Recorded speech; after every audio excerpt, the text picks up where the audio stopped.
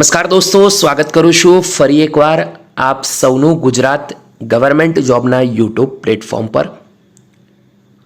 ગુજરાત જાહેર સેવા આયોગ તરફથી ફાઇનલી ભારે વરસાદના કારણે મહત્વપૂર્ણ નિર્ણય લેવામાં આવ્યો છે। ઉમેદવારોના હિતમાં નિર્ણય લેવામાં આવ્યો છે। ઉમેદવારોને જોતા નિર્ણય લેવામાં આવ્યો છે વરસાદના કારણે। દોસ્તો વિગતવાર વાત કરીશું, સંપૂર્ણ જાણકારી આપીશું, ઓફિશિયલ માહિતી આપીશું।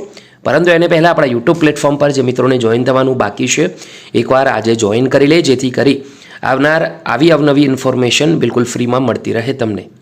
તો જાહેર સેવા આયોગ તરફથી તમને સૌને ખ્યાલ છે 28 ઓગસ્ટના રોજ એક ભરતીની પરીક્ષા લેવાનાર હતી। આ ભરતીનો જાહેરાત ક્રમાંક છે 42 એટલે કે 42 વર્ષ 2023-24ની આ ભરતી નાયબ સેક્શન અધિકારી, નાયબ મામલતદાર એટલે કે ડીવાયએસઓની વર્ગ 3ની મુખ્ય લેખિત પરીક્ષા મોકૂફ રાખવા બાબત આ અપડેટ આવી છે।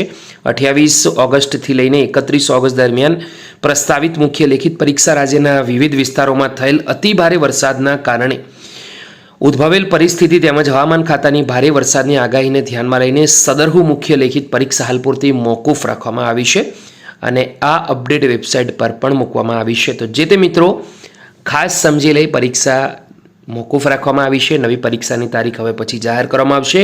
તો બીજી બાજુ ખાસ ધ્યાન રાખો, તમારા અન્ય મિત્રો સુધી શેર કરવાનું, આ માહિતી ભૂલતા નહીં। ફરીવાર મળીશું દોસ્તો, ત્યાં સુધી ગુડ બાય, ટેક કેર, જય હિન્દ।